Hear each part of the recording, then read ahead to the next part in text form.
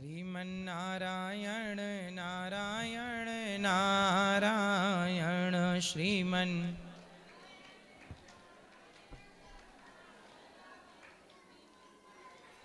बोलिए भक्त वत्सल भगवान के माइक।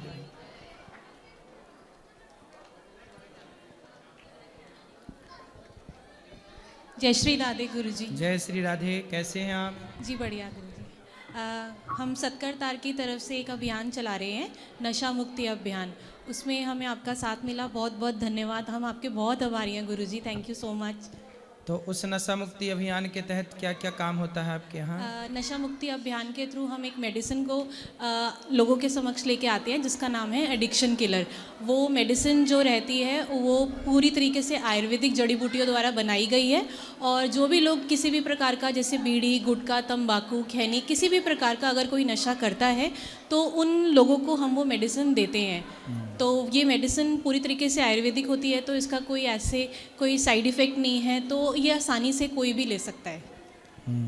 तो इससे शराब वराब भी छूट जाती है? जी बिल्कुल, किसी भी तरीके का नशा होगा, खैनी, गुटखा, शराब, दारू, किसी भी तरीके का। बहुत अच्छी है दवाई। तो ये दवाई कहाँ कहाँ मिल जाती है? ये दवाई हमारे प्लेटफॉर्म पे मिलती है, सत्कर तार की जो वेबसाइट है उस पे मिलती है। बाकी हमने यहाँ आपके ही आश्रम में भी एक सेटअप लगाया है, अगर किसी ज़रूरतमंद को ये दवा लेनी है तो वो वहाँ से जानकारी लेके दवा ले सकते हैं। दवा का नंबर मतलब दिया गया है, तो दवा उनके पास आ जाती है।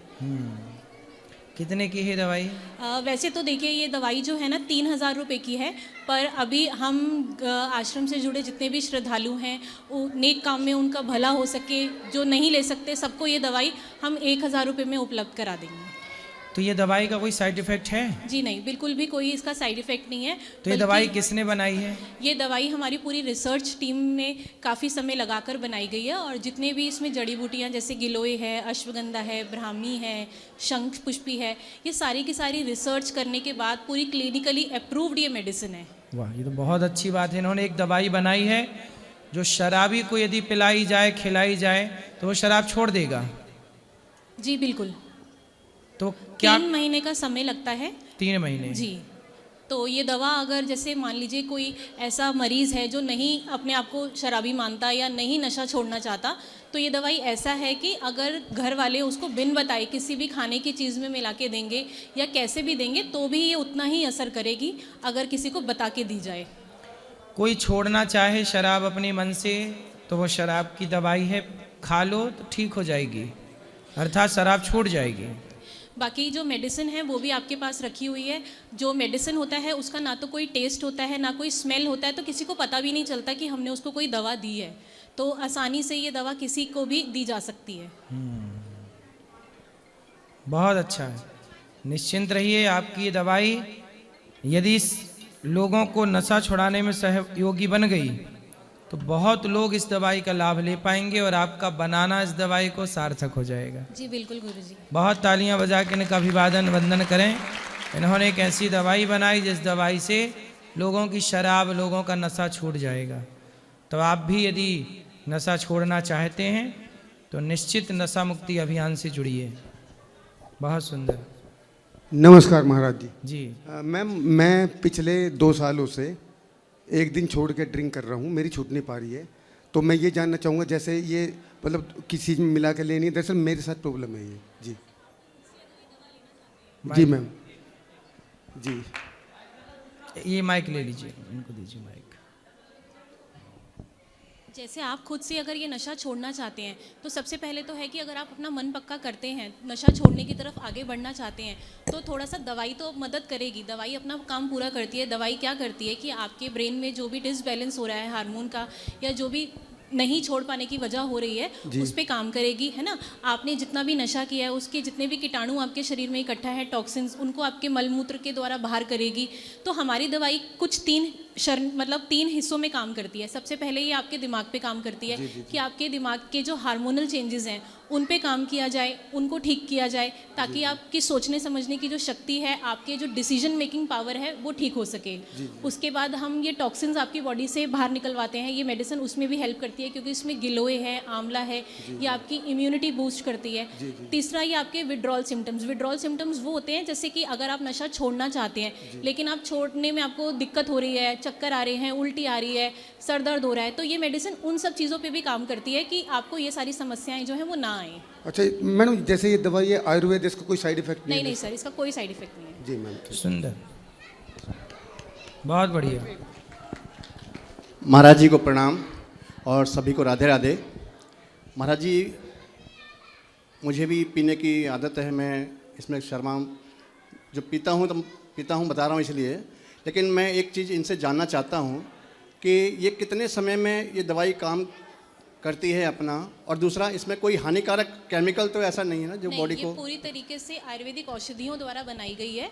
इस दवाई को आपके शरीर पे काम करने में 21 से 90 दिन का समय लगता है, क्योंकि हमारे ब्रेन की एक खास बात होती है कि हमारी जो बुरी चीज़ें हैं उसको नई चीज़ों में बदलने में उसको 21 से 90 दिन का समय लगता है, जिसको हम न्यूरोप्लास्टिसिटी कहते हैं। तो हमारी दवाई उसी सिद्धांत पे काम करती है कि 90 दिन के अंदर अंदर आपकी जो बुरी आदतें हैं वो धीरे धीरे करके छूट जाती हैं। सुंदर। राधे राधे गुरुजी। Hello ma'am. मैम, मेरा सवाल ये था कि अगर कोई मरीज़ ये ना लेना चाहे दवाई, तो हम क्या उसको बिना बताए की मेडिसिन दे सकते हैं? जी बिल्कुल, आप उनको बिना बताए दे सकते हैं। आप उनकी रोटी में मिला के दे सकते हैं, उनकी सब्जी में मिला के दे सकते हैं। ये दवाई जो है ये 2 फॉर्म्स में आती है, पाउडर में भी आती है, लिक्विड में भी आती है। इसका ना तो कोई कलर होता है ना कोई टेस्ट होता है, तो आप जिस भी मरीज़ को देंगे वो आसानी से ले सकेगा और उसको पता भी नहीं चलेगा। Okay ma'am, thank you. गुरुजी, आपके चरणों में कोटि कोटि प्रणाम। मैं छत्तीसगढ़ जिला जांजगीर चांपा से बोल रहा हूँ, सतुआ साहू। और मैं कोई नशा नहीं करता गुरुजी, आपसे गुरु मंत्र लिया हूँ। और 2021 लॉकडाउन से मैं आपका कथा सुन रहा हूँ, 6 साल हो गया। मैं आपका कथा सुना तो सब छोड़ दिया, लेकिन इससे पहले मेरे से अपराध हुआ है कि मैं पहले मछली, अंडा, सिगरेट, बीड़ी पी रहा था। तो इसके लिए गुरुजी मेरे को मार्गदर्शन कीजिए। अब तो नहीं पीते खाते? अब नहीं पीते खाते। तो आप अच्छे हैं। सब अब आप छोड़ दीजिए, अब छोड़ दिए हैं। अब नित्य सत्संग करिए, अच्छे काम करिए, बस पैसे कमाइए। अच्छा, दूसरा प्रश्न गुरुजी, करिए। मेरा दूसरा प्रश्न है कि धुंधली कौन थी और उसका उद्धार कैसे हुआ? धुंधली धुंधकारी की मौसी थी। अच्छा। पर धुंधली उसे अपना पुत्र मानती थी और धुंधकारी उसे बहुत परेशान करता था। अंत में कुएं में कूद करके उन्होंने आत्मदाह कर लिया। पर भगवान की कृपा से जब भागवत सुनी, गौकर्ण जी ने भागवत सुनवाई, तब उनका उद्धार हो गया। गुरुजी, तीसरा प्रश्न है कि वर्ण कितने प्रकार के होते हैं? वर्ण क्या? वर्ण। हाँ। अब जैसे हिंदी में तो वर्णमाला है, तो नहीं, ब्राह्मण क्षत्रिय वाला। अच्छा, वर्ण 4 वर्ण है। 4, हाँ। ब्राह्मण, क्षत्रिय, वैश्य, शूद्र। इनका कार्य कौन कौन सा है अलग? उसको ब्राह्मण का काम है यज्ञ करना, यज्ञ कराना, दान लेना, दान देना, वेद पढ़ना, वेद पढ़ाना। कोटि कोटि प्रणाम गुरुजी, राधे राधे सबको। जी गुरुजी प्रणाम। मैं दिल्ली से आया हूँ और स्पेशल आपकी कथा सुनने आया था, आपकी बातें सुनने आया था। अभी मैंने बहन जी की बात सुनी दवाई को लेकर। आपको लगता है कि यूथ इस दवाई पर विचार करेगी, विमर्श करेगी? आपने जो कहा कि इस दवाई का असर होगा, कैसे भरोसा कर सकते हैं इस दवाई पर आप? अब ये दवाई पे भरोसा तो बहन बताएंगे कैसे कर सकते हैं, आप बताइए।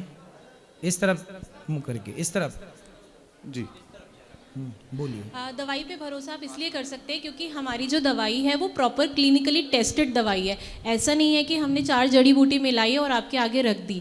इस दवाई को बनाने में कई साल लगे हैं। कई ऐसे आपके जैसे जो नशा करते लोग हैं उनके ऊपर हमने ये उनके प्रयोग में ये दवाई लाए हैं, उन्हें रिजल्ट मिले हैं, तभी ये दवाई हम आप लोगों के समक्ष लेके आए हैं। एक्सपेरिमेंट हो चुका है। जी बिल्कुल। बाकी ब्राह्मी, गिलोय, अश्वगंधा, इन पे तो वैसे भी क्लिनिकली बहुत रिसर्च हुई है और इनमें यही सारे हर्ब्स जो हैं वो डाले गए हैं। एक आखिरी सवाल, इस दवाई को कैसे ऑनलाइन ले सकते हैं ये और बता दीजिए। आपके पीछे एक सेटअप लगा हुआ है, एडिक्शन किलर सत्कर तार के नाम से। आप वहाँ जाके एक नंबर दिया गया है, आप उसके ऊपर कॉल करेंगे, वो आपको कनेक्ट कर लेंगे, सारी आपकी डिटेल हिस्ट्री लेके, किस चीज़ का नशा करते हैं, कब से करते हैं, क्या रीज़न है, तो उसके अकॉर्डिंग फिर ये दवाई हम आप तक पहुँचाते हैं। प्रणाम गुरुजी। सुंदर सुंदर, अच्छा है, लोगों का नशा छूटना चाहिए, कुल मिला के बात ये है। जी बिल्कुल। आपकी दवाई उसमें मददगार है। गुरुजी प्रणाम, राधे राधे। जी गुरुजी मैं डिजिटल मीडिया चलाता हूँ, पत्रकारिता में काम करता हूँ। गुरुजी सच्चाई दिखाते हैं तो 90% लोग पीछे पड़ जाते हैं। जैसे किसी नेताओं की गरीब शोषित पीढ़ी जो लोग होते हैं गाँव में, ग्रामीण परिवेश में, वहाँ जाके मैं उनकी कवरेज उठाता हूँ, उनकी समस्याएं बताता हूँ। वहाँ के जो लोग होते हैं वो हमारे पीछे पड़ जाते हैं सर, सच्चाई सुनने को कोई तैयार ही नहीं है। आजकल मीडिया सच बोल कहाँ रही है?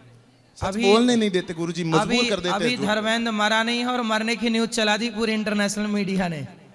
अब बताइए, अब मीडिया ही झूठ बोल रही है। वाले 10% है गुरुजी, झूठ वाले 90% हो गए, चलने नहीं देते। देखो ऐसा है, सच्ची बात की ना न्यूज नहीं होती। जैसे हम गलत हैं, आपका बेटा गलत है, माना कि, तो आपका बेटा गलत है तो ये क्या न्यूज है? आपका बेटा गलत है तो आप उसे समझाओगे, बेटा ये गलत है ना? इसका मतलब ये नहीं कि आप अपने गांव में प्रचार करोगे, सुनो सुनो बेटा गलत है, बेटा भाई आपका बेटा गलत तो आप समझाओ उसे। उसकी न्यूज बना के दुनिया को बताने से क्या फायदा होगा? जो गलत है उसे गलत कहा जाए। न्यूज का मतलब, पत्रकारिता का मतलब आजकल केवल झूठ बन गया है दोस्त। अभी धर्मेंद्र मरा नहीं है और मार डाला उसे न्यूज वालों ने। गुरुदेव अगर कोई सच बोलता है तो उसे मजबूर कर देते हैं झूठ बोलने पर, ज्यादा दिन चलने नहीं देते उनको, इसलिए जिंदा को मार दिया मीडिया ने। वो तो गुरुजी ऐसे इसलिए मीडिया पे भरोसा नहीं करते अब लोग, क्योंकि जिंदा जो आदमी है उसे मारने की न्यूज चला दी, मार दिया मीडिया वालों ने, तो कौन विश्वास करेगा न्यूज पर? बताओ, मीडिया पर कौन भरोसा करेगा? मीडिया, ये बात आप आज जानते हो कि नहीं? मीडिया स्वयं गलत न्यूज़ें दिखाती है, बात आप मानते हो कि नहीं? बिल्कुल सर, मानता हूँ मैं। फिर तो जब गलत दिखा रहे हैं तो विश्वास कौन करे? फिर आप सच कितना भी दिखाओ। आप एक बार डालडा घी की, नकली घी की मिठाई बेच चुके, अब कितना भी देसी घी की मिठाइयाँ बेचो, लोग यही समझेंगे मिठाई गलत है। क्योंकि गुरुजी सारे तो झूठ नहीं बोलते, अगर कुछ सच बोलते हैं तो उन्हें भी लोग मजबूर कर देते हैं। फिर आप सच उनका सहारा कोई आम आदमी कोई सहारा नहीं बनता। वो भी आप अच्छे हैं, आप अच्छी खबरें दिखाइए, कुछ अच्छा काम करिए। न्यूज का काम ना, देखो बहुत सारी न्यूज वाले क्या करते हैं कि दबाव बना बना के लोगों को परेशान भी तो करते हैं। जो व्यक्ति गलत नहीं है उसे भी परेशान करते हैं न्यूज वाले। अब जैसे अभी आपने देखा होगा, किसी माँ का बेटा, वो अभी एक मर्डर हो गया, एक लड़की ने अपने पति को मार डाला। बिल्कुल। तो न्यूज वाले उसकी माँ के पास जा जा के परेशान करने लगे। अरे भाई, कोई दुखी है, किसी का बेटा मर गया, आप उसके दुख में उसके साथ तो दे नहीं रहे हो। बस वो सोते जागते उठते बैठते खाते पीते बस उसके मुंह पे माइक ठूंस दिया। इंसानियत भी है कि नहीं? कोई मर रहा है तो न्यूज वाले पूछते हैं भाई आपको कैसा लग रहा है? अभी बिहार में बाढ़ आई, घर डूब गए, जिनके घर डूबे उनसे पूछ रहे हैं आपको कैसा लग रहा है। अब आप पूछिए कि किसी का घर डूबा हो, उससे आप पूछे कैसा लगेगा? उसे मजा आ रहा होगा ना, वो खूब खुश होकर नाच रहा होगा। ये कोई सवाल है? बेहुदा सवाल तो मीडिया करती है। गुरुजी सारे तो एक जैसे नहीं होते ना सब। भाई मीडिया तो लगभग हमें एक जैसी दिख रही है। अभी हमने लिव इन रिलेशनशिप पे बात की थी तो सारे मीडिया पीछे पड़ गई। क्यों? लिव इन में रहना सही है कि गलत है? आप बताओ, आप तो मीडिया से हो। गलत है सर। तो काहे मीडिया वाली बोल रही थी कि अनिरुद्धाचार गलत है? मीडिया का विरोध, उसका लिव इन का विरोध। गुरुजी उसमें आम लोगों ने तो सपोर्ट किया था आपका। आम लोग सपोर्ट करे, पर मीडिया क्या है? मीडिया केवल झूठ चलाएगी? मीडिया है तो कुछ भी दिखाएगी, जिंदा को मार डालेगी। सब एक जैसे नहीं होते सर। कुछ चैनलों ने सही भी बताया था, कुछ चैनलों ने सही बाद में बताया, जब उन्हें लगा कि भाई ये बात सही बोल रहे हैं बाबा जी।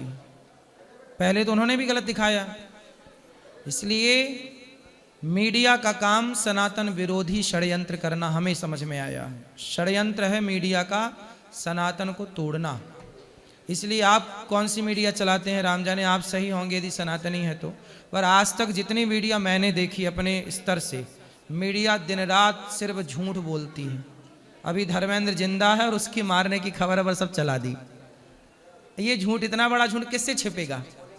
आप बताओ ना। वो तो गुरुजी योगी जी ने और राजनाथ सिंह जी ने सभी ने पोस्ट की थी सर। तो मीडिया से सुन के की ना, तो मीडिया पर भरोसा था तो कर दी। अब पता चला कि भाई इस पर भरोसा नहीं है। भाई भरोसा तो मीडिया पे था इसलिए कर दी, पर अब तो भरोसा टूट गया। अब कैसे बनेगा बताओ। बिल्कुल, लेकिन मेरा सर गुरुजी एक ही सवाल है कि सारे एक जैसे नहीं होते, सारे संत भी एक जैसे नहीं होते गुरुजी। तो फिर काहे संतों को बदनाम करती है मीडिया? काहे संतों को आपस में हम तो लड़ाती आपके है? पैर पूजते हैं। आप नहीं, आप अच्छे हो, पर मैं इंटरनेशनल बड़ी मीडिया की बात कर रहा हूँ। वो क्यों संतों को लड़ा रही है? क्योंकि टीआरपी का खेल है। किसी को मार देने से उनको टीआरपी मिलेगी तो मार देते, जैसे धर्मेंद्र को मार दिया, टीआरपी मिल गई, उनको पैसा कमा लिया, छुट्टी। संतों को बदनाम करने से टीआरपी मिलती है, बदनाम कर दिया। ऐसे उनका कोई धर्म नहीं है, उनकी कोई इंसानियत नहीं है।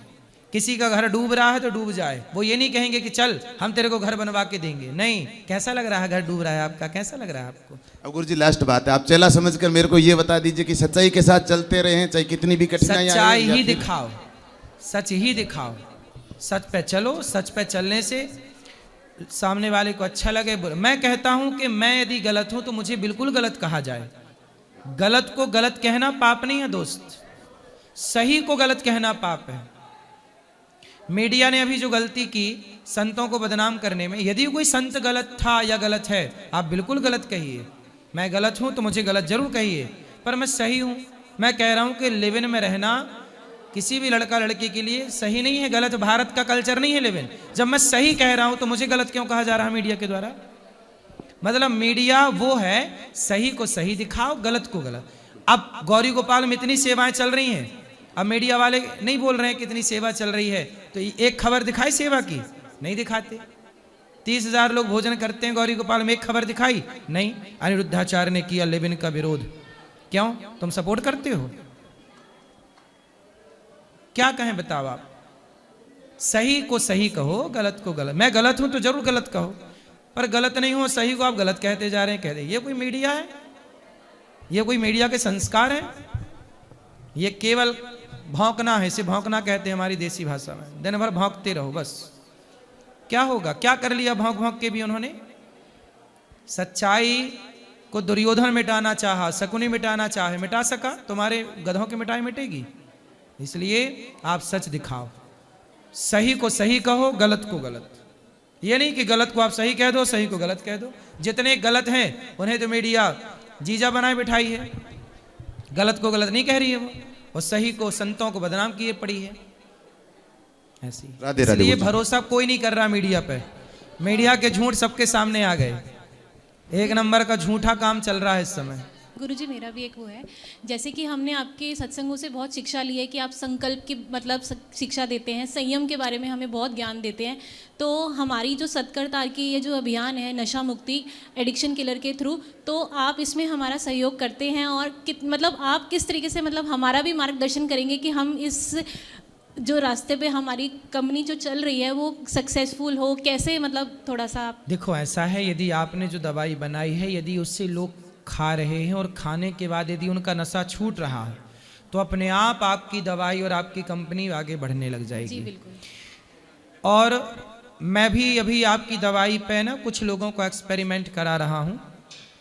यदि ये सही खरी उतरती है कि हाँ नशा छूट गया, तो मुझे लगता है कि इस धरती की सबसे अच्छी दवाई ये होगी कि जो लोगों को नशा से मुक्त करा दे। ना जाने कितनी माँओं का सिंदूर उजड़ जाता है, कितनी बहनों का भाई और कितने बच्चों के सिर से बाप का साया चला जाता है। लेकिन आपकी रिसर्च ने यदि नशा मुक्ति की आपने दवाई बनाई और वो लोगों पर ठीक ठीक काम करने लग गई, लोगों को जैसा आप बता रहे हैं यदि वैसी खरी उतर गई, तो मुझे लगता है कि इस धरती की आज तक की सभी दवाइयों में सबसे उत्तम दवाई यही होगी, धन्यवाद गुरुजी। जो लोगों को नशा से बचाए, जो लोगों को गलत से बचा ले। उससे अच्छा क्या हो सकता है? तो आपकी रिसर्च को प्रणाम है। और आप सभी जो यदि शराब पीने वाले हैं, यदि आप छोड़ना चाहते हैं तो जरूर एक बार आप प्रयास कर सकते हैं। खुश रहिए। राधे राधे गुरुजी। जी। मेरा क्वेश्चन ये था कि जब हम किसी मंदिर में जाते हैं और वहाँ के पंडित जी जब हमें कोई प्रसाद देते हैं तो वो प्रसाद हम खा सकते हैं जब हमारे हाथ में कोई पूजा का सामान हो तो? क्योंकि मैंने सुना है कि प्रसाद खाने से हम जूठे नहीं होते। प्रसाद खा सकते हैं, प्रसाद खा के आप थोड़ा सा जल लेके आचमन भी कर सकते हैं, थोड़ा सा जल पी सकते हैं। प्रसाद तुरंत ग्रहण करना चाहिए, बात सही है। यदि आप तुरंत नहीं ग्रहण कर सकते तो प्रसाद लेके हाथ में, और उसे जैसे ये प्रसाद मिला आपको तो प्रसाद को सबसे पहले माथे से लगा के प्रसाद को प्रणाम करके आप उसे रख सकते हैं, घर जाके भी खा सकते हैं। और उस समय हमें जल नहीं मिला और हमें प्रसाद खाना पड़ेगा तो उसके बाद हम अपना सामान है वो उठा सकते हैं या नहीं? कौन सा सामान है? जो हम रखे हैं पूजा का सामान। हाँ, उठा सकते हैं। और एक और क्वेश्चन था, मैंने ये सुना है कि जब हम बर्तन साफ़ करते हैं तो उसमें स्टील के बर्तन भी होते हैं और प्लास्टिक के भी होते हैं, तो हमें दोनों बर्तनों को अलग अलग साफ़ करना चाहिए? क्योंकि मैंने ये सुना है कि प्लास्टिक के बर्तन को स्टील के बर्तन के साथ साफ नहीं करते हैं, नहीं तो वो जूठे हो जाते हैं। नहीं, प्लास्टिक के बर्तन आपके यहाँ क्या क्या हैं? जैसे छन्नी हो गई, चाय की छन्नी, तो हम उसे अलग साफ कर सकते हैं, अपने बर्तन के साथ भी साफ कर सकते हैं? बर्तन के साथ ही साफ करेंगे, सब साफ होते चलेंगे। साफ हुआ फिर जूठा कैसे होगा, खराब कैसे होगा? तो ऐसा नहीं है ना कि स्टील के बर्तन को अलग साफ करो और प्लास्टिक के बर्तन को अलग? नहीं, सब एक साथ ही हो। कहाँ अलग अलग इतना टाइम रखा है लोगों के पास? राधे राधे। कौन बता दिया आपको ये सब? मैंने सुना था ये। चलो आप एक साथ साफ कर लिया करो। राधे राधे गुरुजी। जी गुरुजी, मेरा ये प्रश्न है कि मन को मतलब एकत्रित कैसे करें? एकत्रित? मतलब मेरा मन है तो एकत्रित नहीं होता है, इधर उधर घूमते रहता है। कहाँ कहाँ जाता है? मतलब इधर कोई बात, फिर उधर, इधर उधर, मतलब इधर चला मैं उधर चला, पता नहीं मन किधर चला, ऐसी है समस्या। जी। देखो, मन को कंट्रोल करने के लिए, मन को साधने के लिए सत्संग चाहिए। भगवान का नाम जप करो, अपना गोल बनाओ, लक्ष्य। आप क्या है आपका लक्ष्य? मतलब मेरा जीएनएम में एडमिशन हुआ है। तो बस पढ़ो, मन लगा के आगे बढ़ो, उस फील्ड में आगे जाओ, और यहाँ वहाँ से मन हटाओ। मन तो कंट्रोल करना पड़ता है। जी गुरुजी। आप कहो जी होता नहीं है, ऐसा कोई काम नहीं है जो नहीं हो सकता। और मेरा ठीक है गुरु, राधे राधे। करने से सब होगा। एक मिनट। राधे राधे गुरुजी। जी सर, मेरा ही लड़का है, इनको जैसे जीएनएम में एडमिशन हुआ, इनको आशीर्वाद दीजिए कि अच्छा से पढ़े। बिल्कुल पढ़ेगा मन लगा के। अच्छा गुरुजी, लड़का है कि पुत्र है? हाँ, वो मेरा पुत्र है। हैं? पुत्र है। जो लड़ता रहे वो लड़का, जो लड़ता रहे, लड़का किसे कहते हैं? लड़ता रहे वो लड़का। जो पिता के रास्ते पर चले वो पुत्र, इसलिए पुत्र है, बेटा है। बहुत अच्छा, ठीक चलेगा, निश्चिंत रहिए। गुरुजी, एक और बात है, थोड़ा भी मतलब तेज एथी करने से गुस्सा आ जाता है, मतलब लगता है गुस्सा आने। चलो बेटा, गुस्सा नहीं करना, मन लगा के। गुरुजी, एक और मतलब मेरा क्वेश्चन है कि मतलब पहले का हम गुरु मंत्र गांव में मतलब गुरुजी का मतलब गुरु मंत्र ले लिए हैं तो दोबारा भूल गए हैं, तब क्या करेंगे फिर? भूल गए हैं तो ले लो फिर से, गुरुजी से पूछ लेना, वो दे दें। आपसे ले सकते हैं गुरुजी? वो गुरुजी हैं? हाँ, बाकी बहुत दूर है। आप अब दिल्ली रहते हैं वो। अच्छा। उनका लड़का सब दिल्ली रहते हैं तो दिल्ली सब। ठीक है, आप ले सकते हैं। ठीक है गुरुजी, राधे राधे। खुश रहिए। गुरुजी प्रणाम। मैम, मेरा सवाल आप ही से है। बहुत अच्छे तरीके से ब्रांड लिख दिया जाता है आयुर्वेदिक, और बहुत अच्छे तरीके से विज्ञापन भी होता है। क्या वास्तविकता में जो बाहर दिखाया जाता है आयुर्वेदिक पोस्टर पे, क्या अंदर भी वही गुणवत्ता है? जी बिल्कुल। आयुर्वेदिक जो औषधियाँ हैं, हम लोगों ने उन पे भरोसा करना छोड़ दिया है। नहीं तो हम घर घर में, हर रसोई में हम आयुर्वेदिक औषधियों का ही प्रयोग कर रहे हैं। अगर हम उन्हें पूरी निष्ठा के साथ उनका सेवन करें, उनको जैसे बताया जाता है, उनका क्या परहेज़ रहता है, किस तरीके से आपकी दिनचर्या का पालन होना चाहिए, अगर आप वो सारी चीज़ें करते हैं तो आयुर्वेदिक औषधियाँ सबसे बेस्ट औषधियाँ मानी जाती हैं। आयुर्वेद पे भरोसा हमें सबसे पहले करना होगा। आप खुद देखिए, हमारे जो आचार्य थे वाग्भट जी, वो ये कहते थे कि रसोई घर जो है वो सबसे बड़ा औषधि केंद्र है। तो जीरा है, आपके घर में दालचीनी है, अदरक है, मुलेठी है, ये सारी की सारी औषधियाँ ही हैं। हमने इन्हें खुद मसालों का नाम दे दिया है। अब अगर हम उन्हें दवाई में प्रयोग करते हैं तो इसका मतलब ये नहीं कि वो केमिकल बन गए, वो अभी भी जड़ी बूटी की औषधियाँ ही हैं। मैम एक कड़वा सवाल हो रहा है मेरा आपसे। हाँ जी। मार्केट में एक से एक ब्रांड है नशा छुड़ाने के लिए, आप ही की दवाई सबसे बेस्ट क्यों है? उसकी क्या, क्यों भरोसा किया जाए आपकी दवाई पर? देखिए, बेस्ट तो जिसको जो ठीक हुआ है वो खुद से कहेगा कि हम बेस्ट हैं।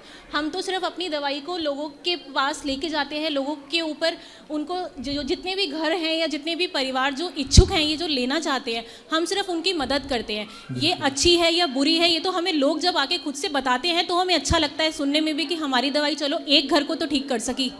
चलिए, मैं आपकी दवाई जरूर लूंगा और मैं अपने ऊपर प्रयोग करूंगा, और मैं सफल हुआ तो अपने यूथ को और अपने आसपास भी लोगों को संदेश दूंगा ये दवाई वास्तविकता में असरदार जी, है। बिल्कुल। राधे राधे गुरुजी।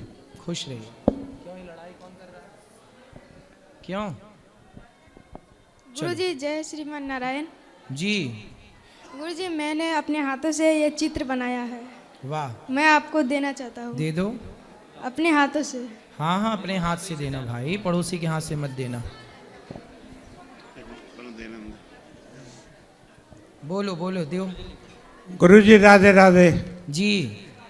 गुरुजी मैं अपने आश्रम और आपके सिक्योरिटी के बारे में थोड़ा सा चिंतित हूँ। खुश रहिए। हाँ। आपके आश्रम और सिक्योरिटी के बारे में थोड़ा सा चिंतित हूँ, इसकी सिक्योरिटी थोड़ी सी बढ़नी चाहिए जी।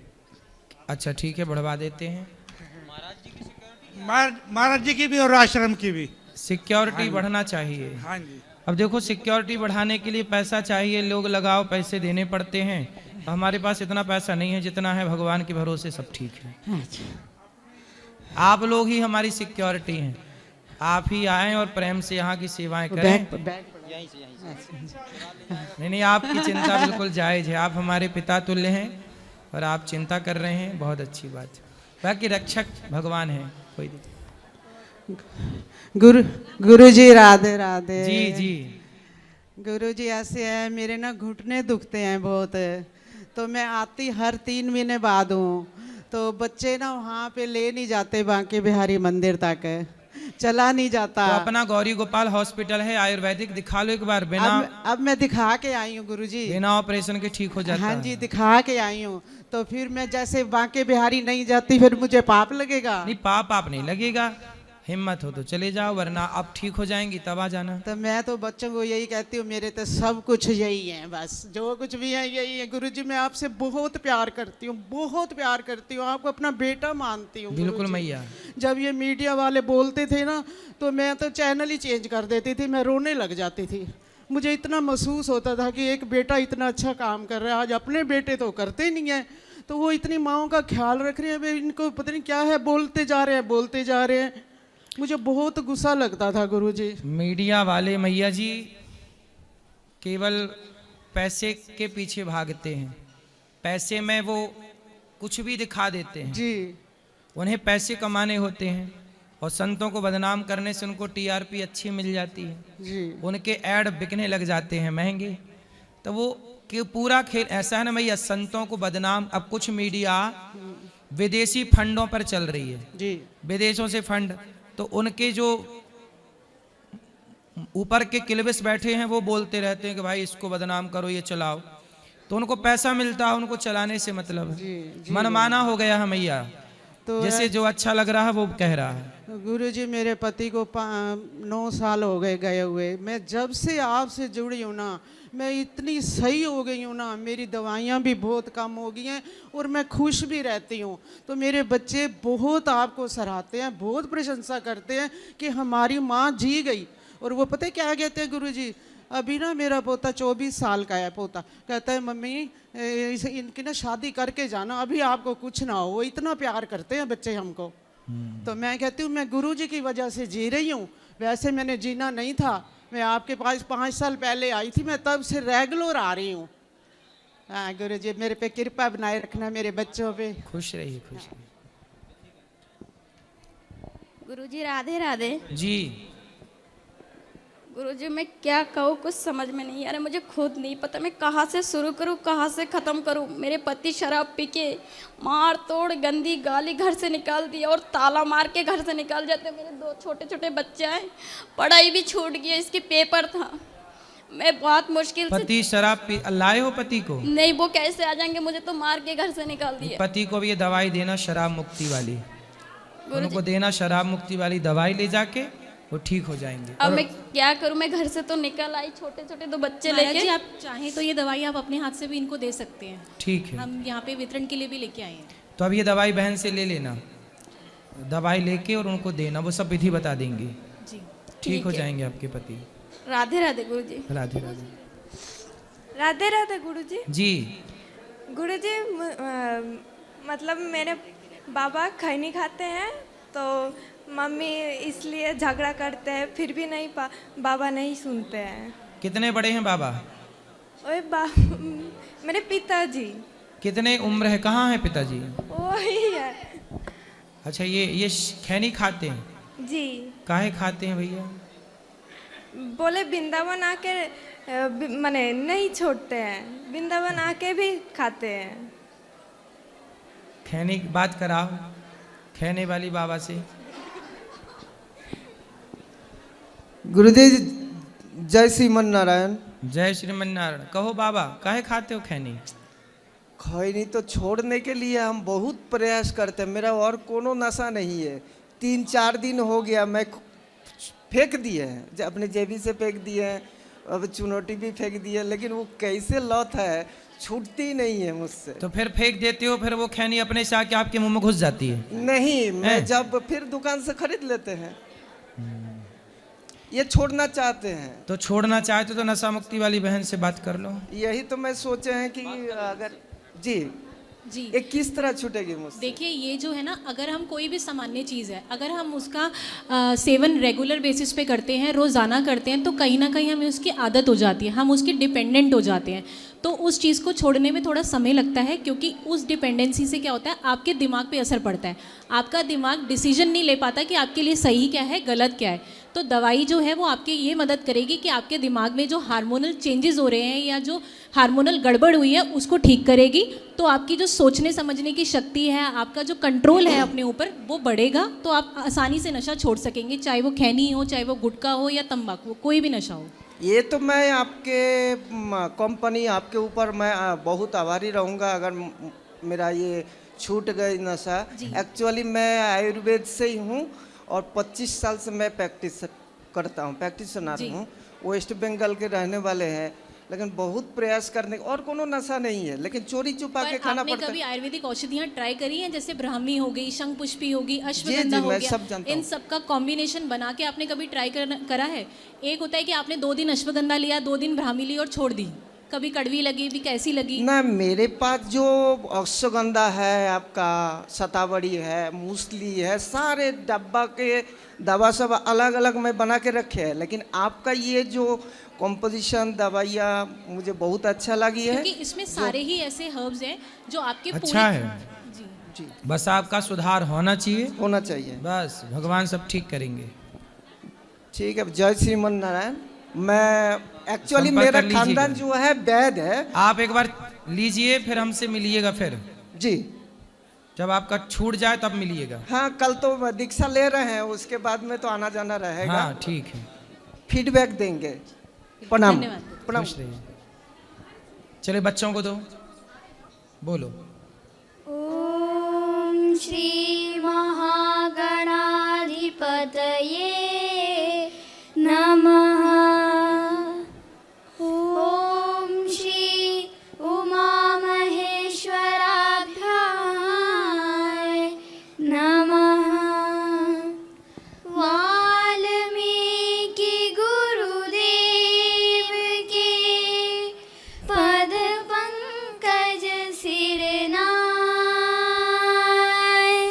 सुमिरे मात सरस्वती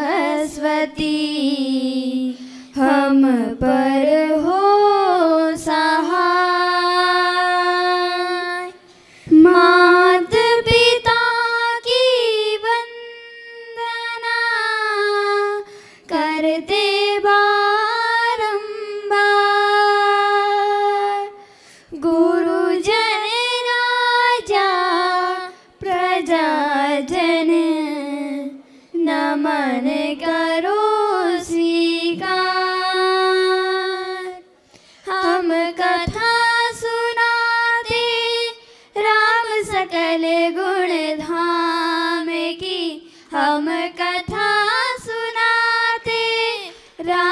सकल गुण धाम की ये रामायण है, पुण्य कथा श्री राम की ये रामायण है, पुण्य कथा श्री राम की।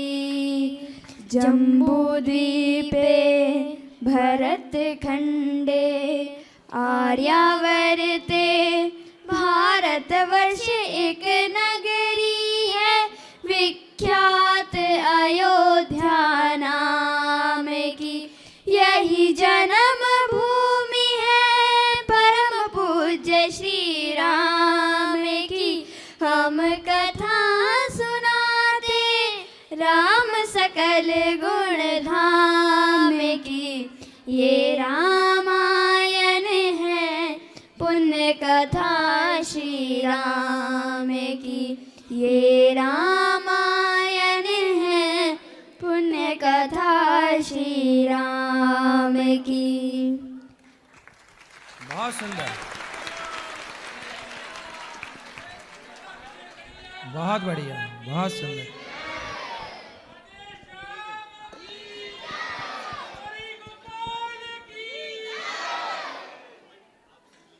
हाँ सुनाइए। गुरुजी जय श्रीमन नारायण जी। गुरुजी आपकी रामायण सुनकर ना, मैंने भागवत सुनकर बहुत जिंदगी कतई सफल हो गई कतई, और कल से आपका दर्शन आवे है तो मैं तो मतलब भगवान तो है ही, मगर आपको भी भगवान ही मानती हूँ मैं। हम सब भगवान के दास हैं, गुरुजी आप कथा सुनते रहिए। और नाम दान लेने चाह रहे हैं कल सुबह 8 बजे। ठीक। काल चक्र ने घटनाक्रम में ऐसा चक्र चलाया, राम सिया के जीवन में फिर घोर अंधेरा छाया। अवध में ऐसा एक दिन आया, निष्कलंक सीता पे प्रजा ने मिथ्या दोष लगाया। अवध में ऐसा एक दिन आया, जल्दी सिया जब तोड़कर सबने हनाते मोह के, पाषाण हृदयों में न अंगारे जगे विद्रोह के। ममतामयी माओ के आंचल भी सिमट कर रह गए, गुरुदेव ज्ञान और नीति के सागर भी घट कर रह गए। ना रघुकुल नायक कोई न सिया का हुआ सहायक, मानवता को खो बैठे जब सभ्य नगर के वासी, तब सीता को हुआ सहायक वन का एक सन्यासी। उन्हें ऋषि परम उदार का वाल्मीकि शुभ नाम, सीता को आश्रय दिया ले आए निज धाम। रघुकुल में कुलदीप जलाए, राम के दो सुत सियने जाए। श्रोतागण, जो एक राजा की पत्नी है और एक राजा की पुत्र वधू है और एक चक्रवर्ती राजा की पत्नी है, वही महारानी सीता वनवास के दुखों में अपने दिन कैसे काटती है, अपने कुल के गौरव और स्वाभिमान की रक्षा करते हुए किसी सहायता मांगे बिना कैसे अपना काम वो स्वयं करती है। स्वयं मन से लकड़ी काटती है, स्वयं अपना धाम कूटती है, स्वयं अपने चक्के पीसती है और अपनी संतान को स्वावलंबी बनने की शिक्षा कैसे देती है और उसकी करुण झांकी देखिए। जनक दुलारी कुल वधु दशरथ जी की राज रानियों के दिन वन में बिताती है। रहते थे घेरे जिस दास दासी, आठों याम दासी बनी अपनी उदासी को छुपाती है। धर्म प्रवीण सती परम कुलीना, सब विधि दोषहीना जीना दुख में सिखाती है। जग माता हरि प्रिया लक्ष्मी स्वरूप सिया, कूटती है राम बोझ स्वयं बनाती है। कठिन कुल्हाड़ी लेके लकड़ियाँ काटती है, करम लिखे को पर काट नहीं पाती है। फूल भी उठाना भारी जिस सुकुमारी को था, दुख भरे जीवन का बोझ वो उठाती है। अर्धांगिनी रघुवीर की वो धर धीर भरती है, नीर नीर नैन में नलाती है। जिसकी प्रजा के अपवादों के कुचक्र में वो पीसती है, चाकी स्वाभिमान को बचाती है। पालती है बच्चों को वो कर्म योगिनी के भांति, स्वाभिमानी स्वावलंबी सबल बनाती है। ऐसी सीता माता की परीक्षा लेते, दुख देते निठुर नियति को दया भी नहीं आती है।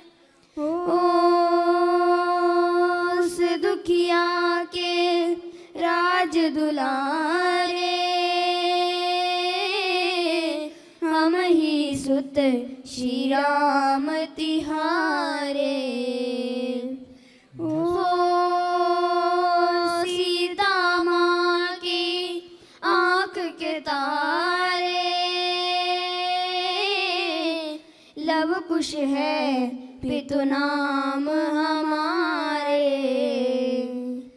है पितु भाग्य हमारे जागे, राम कथा कही राम के आगे।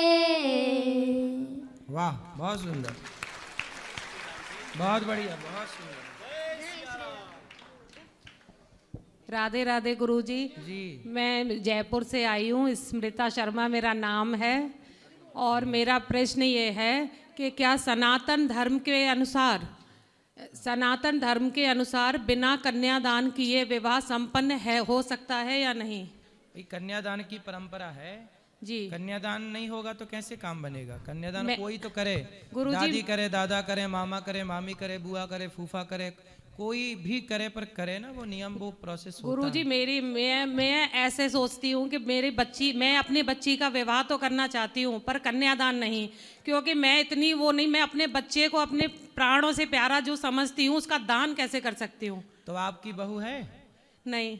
तो कन्यादान जब नहीं करेगी उसकी माँ, तो आपकी बहू कैसे बनेगी वो? तो मैं विवाह करना चाहती हूँ, विवाह करा के भेजना चाहती हूँ, पर दान में नहीं देना चाहती। कोई वस्तु थोड़ी है मेरी बच्ची जिसको मैं दान में दे दूँ। तो जनक जी से ज्यादा होशियार आप हैं, जनक जी ने तो किया था कन्यादान, उनसे ज्यादा समझदार आप हैं मतलब।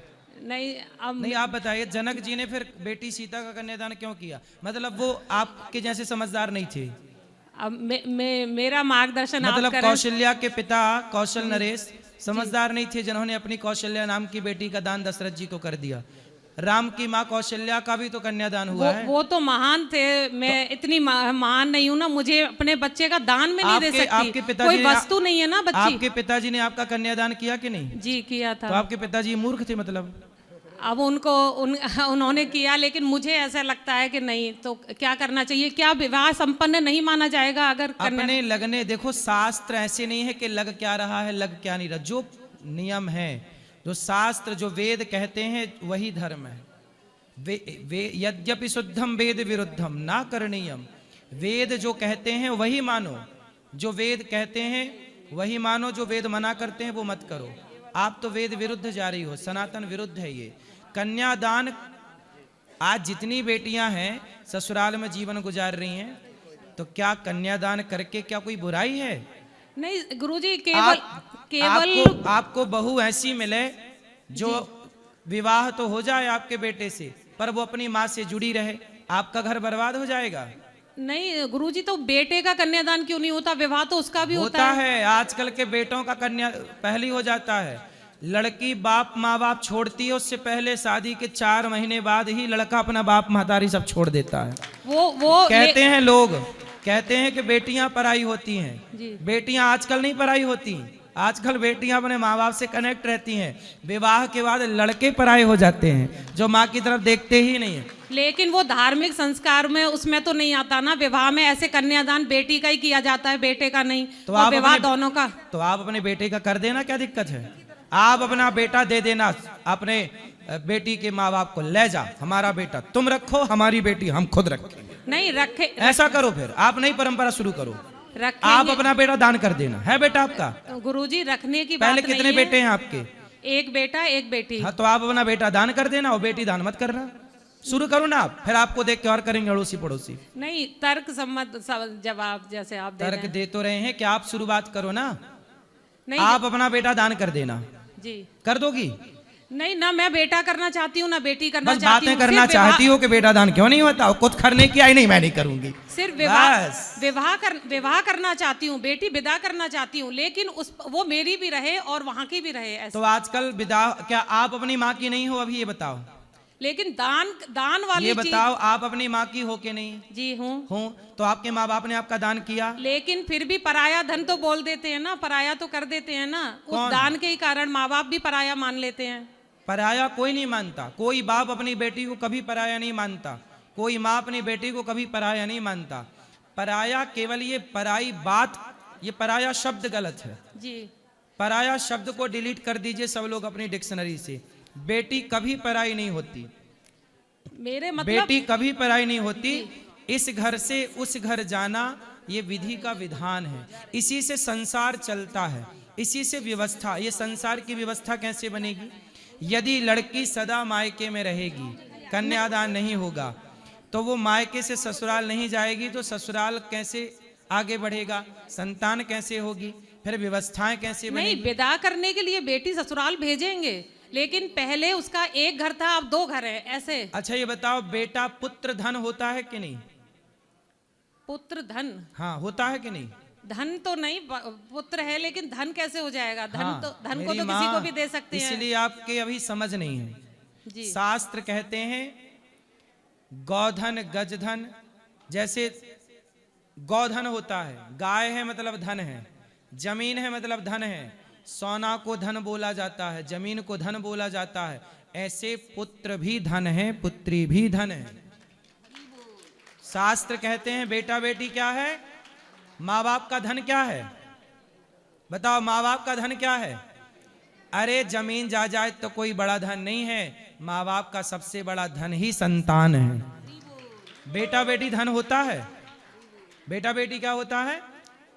मेरे बच्चे हैं, लेकिन धन तो नहीं मान सकते। आपके समझ नहीं है तो हम उसका तो हम पढ़ा नहीं सकते ना आपको। धन होते हैं, संतान को धन बोला जाता है। पूछना अपने पढ़े लिखे लोगों से कि धन क्यों जी, संतान को धन बोला जाता है कि नहीं? हैं? ये सब तो बोल रहे हैं, आप ही होशियार हैं बस। सारा धन एक तरफ और पुत्र धन एक तरफ, इसलिए पुत्र भी एक धन है, कन्या भी एक धन है, ये आंख भी एक धन है। पुत्र का दान नहीं करेंगे, पुत्री का कर देंगे। आप करो ना, मैं बोलता रहा हूं, अपने बेटे का दान आप करो, शुरुआत आप करो, फिर दूसरे करना स्टार्ट करेंगे। आप कर दो अपने बेटे का दान। कब कर रही हो बताओ तारीख? मैं तो विवाह दोनों का करूंगी, लेकिन मेरी इच्छा ये है कि दान ना दूं। बेटा दान नहीं करोगी? ना बेटा ना बेटी। बेटा- लेकिन बेटी को विदा करके ससुराल भेजेंगे। हाँ। ऐसे नहीं है, बेटी को भेजेंगे, सब कुछ है। हाँ। लेकिन एक दान से ऐसे लगता है ना जैसे एकदम पराया कर दिया। दान देके तो भूल पराया जाना, क्यों भूल जाते करना हैं ना। दान का मतलब है कि दान किया और भूल गए। आजकल तो बेटियां कन्यादान होने के बाद जाती हैं और लेके जाती हैं 5 लाख बाप का, और ससुराल से लेके आती हैं 20 लाख वापिस, तलाक सहित 20 लाख। ये आजकल तो देखो दान करने के बाद ही वापस आ जाती हैं, नहीं आ जाती। दान किया था तो वापस क्यों आ गई? तलाक क्यों हो गया? आप बताओ। वही तो गलत है, वो भी गलत है। क्या गलत है? तलाक लेना कि दान देना? नहीं, दान वस्तु का कर सकते हैं, बच्चों का कैसे करेंगे? अब देखो, शास्त्रों की बात नहीं माननी तो आप मत मानो, पर परंपरा यही है। जनक जी ने कन्यादान किया, रुक्मणी जी के पिता भगवान श्री कृष्ण का जब विवाह हुआ, उनके पिताजी आए, पूरा विधि विधान बाद में हुआ, सब कन्यादान हुआ। तो सब प्रकार की विधियां हैं, कन्यादान करना चाहिए, यही शास्त्र की परंपरा है, यही सनातन की परंपरा है। आपको नहीं करना, आपके अपने मनमाना आचरण करना है। तो आजकल मनमाना, शादी के पहले लड़का लड़की लिव इन में रह रहे हैं, तो ये मनमाना है कि नहीं? तो आजकल तो मनमाना, आजकल बेटा अपने माँ बाप को घर से निकाल दे रहे हैं, मनमाना है कि नहीं? जब आजकल सबको ही मनमाना करने लग गया तो आप भी कर लो मनमाना, क्या दिक्कत है? नहीं, कोई रोकेगा थोड़ा? शास्त्र के अनुसार वो विवाह संपन्न माना जाएगा या नहीं? देखो 8 प्रकार के विवाह होते हैं। 8 प्रकार के विवाहों में सबसे श्रेष्ठ विवाह यही है कि कन्यादान हो। बाकी सब विवाह इस विवाह से श्रेष्ठ नहीं है। बाकी सब विवाह हैं, माने जाएंगे जी, परंतु कन्यादान का विवाह जो परंपरा है, क्यों से तोड़ना चाहती हो परंपराओं को? बिगड़ना क्या है भाई? कन्यादान करो, इसके बाद भी आपका बेटी से माँ से आना जाना रहे, प्यार मोहब्बत रहे, दुख सुख में एक दूसरे के काम आओ।